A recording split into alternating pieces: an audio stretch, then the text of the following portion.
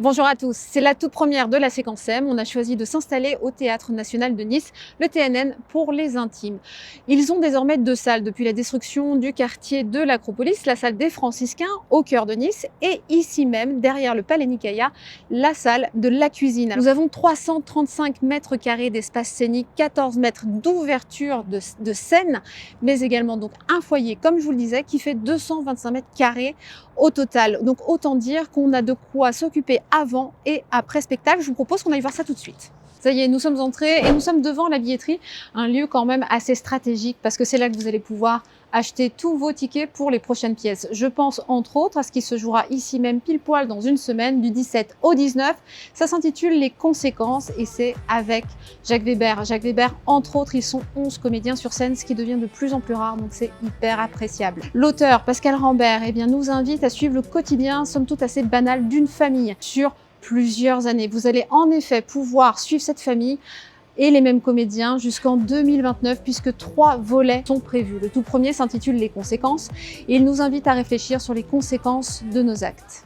Je vous propose qu'on reste au théâtre avec une autre pièce qui sort des Sentiers Battus. Ça s'intitule Ring, variation du couple. C'est une pièce pour 2 comédiens écrite par Léonore Confino. J'ai bien dit 2 comédiens et pas 2 personnages puisque ces deux-là vont incarner une multitude de rôles d'hommes et de femmes. Ces 2 comédiens sont incarnés cette fois-ci par Amaury de Crayoncourt et Gina Djemba. On a eu la chance de les rencontrer à Saint-Raphaël. Si on vous en parle maintenant, c'est qu'ils reviennent 18 décembre au Théâtre Princesse Grace de Monaco. Vous allez le voir, c'est une mise en scène qui est hyper cinématographique, qui est très fluide et où surtout, et ça c'est très rare au théâtre, on a un langage décor qui est assez impressionnant. C'est très vibrant, c'est très vivant. Je vous laisse en leur compagnie. C'est vrai que c'est important d'être sur des projets où tu sais que tu vas pas t'ennuyer sur le plateau, que ton cœur va battre tout le temps parce que tu vas avoir plaisir à y aller tous les soirs. Et donc c'est vrai qu'à la première lecture de Ring, je me suis dit, là, il y a matière, une fois de plus, à s'éclater, à jouer plein d'émotions différentes, à faire cette espèce de kaléidoscope d'émotions assez dingue. Ring, c'est une cour de récréation quoi, pour un comédien. Je me souviens d'avoir appelé Léonore, que je ne connaissais pas personnellement, et j'ai eu cette envie. Je suis tombée dans ma bibliothèque sur ce texte qui m'avait marqué à l'époque et avait été monté avec Samy Bouajila et Audrey Dana. Et je me souviens que j'avais été percutée par ce texte-là et je me suis dit, tiens, aujourd'hui, moi, maman, à l'époque j'avais un fils, maintenant j'ai une fille aussi. J'avais envie de raconter ça. Et ce qui était assez beau, c'est que j'ai senti immédiatement la réceptivité, l'envie de la part de Léonore.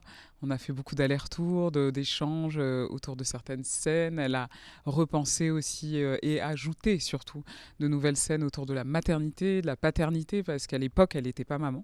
Si vous avez envie de voir un spectacle en famille juste avant les fêtes, on a trouvé la solution idéale. Léon le magicien et son spectacle Illusion ou coïncidence. Léon est un jeune magicien qui pratique la magie depuis qu'il est tout petit et on va dire qu'il est carrément boulimique de l'exercice. Il crée des tours qu'il revend déjà à d'autres et surtout il pratique ça au quotidien, y compris quand il fait ses courses. Pour vous c'est une corvée, pour lui c'est l'occasion de tester à la caisse auprès de chez ses commerçants les nouveaux tours qu'il vient de créer. Je vous propose d'aller le voir à Manosque le 19 décembre au théâtre Jean Le Bleu, mais aussi le 20 décembre à Puget-sur-Argence à l'espace culturel Victor Hugo.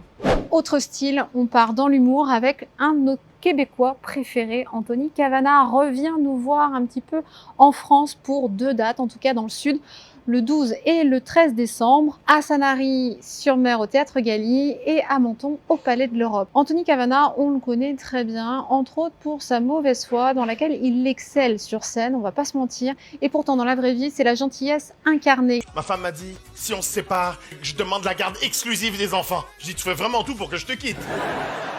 On part au cinéma. On a pu rencontrer Romane Boringer le mois dernier aux rencontres cinématographiques de Cannes.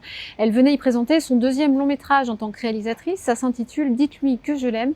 C'est un film qu'elle a adapté du roman de Clémentine Autain. On dit adapté, mais pas que, puisque elle y a mêlé sa vie intime. Elle, qui est si discrète dans la vie réelle, nous a ouvert les portes de son enfance et de la vie de sa mère. En effet, toutes les deux se sont trouvées énormément de points communs. Toutes les deux sont filles de 2 femmes qui n'ont pas su réellement être mères, qui n'ont pas été très présentes et toutes les 2 ont dû se construire pour devenir 2 femmes et 2 mères à leur tour. Ce film est quelque chose d'assez hybride. Il est très audacieux. On va avoir des archives personnelles, des souvenirs, des sensations, de la fiction également. Sur le papier, ça semblait très compliqué à mettre en œuvre et pourtant, elle a réussi un petit bijou cinématographique. C'est sorti le 3 décembre dernier, mais c'est encore dans toutes les bonnes salles de cinéma. C'est très paradoxal. Je suis quelqu'un qui, en dehors de mon travail, quand je suis pas comédienne, rase les murs, je déteste me montrer, j'aime... Enfin, voilà. Oui, c'est-à-dire, j'ai moi-même beaucoup de mal à comprendre et à réaliser que mes 2 films dévoilent tellement mon intimité. Le premier film, c'était carrément tourné chez moi, avec mes enfants, tous les membres de notre famille. Et là, c'est mes archives, c'est les gens aussi de la vraie vie qui témoignent. À Saint-Raphaël, place à la tradition et aux illuminations. En effet, le jardin Bonaparte, comme chaque année, eh bien, va se transformer en jardin des Lumières. On peut l'admirer autant de jour comme de nuit.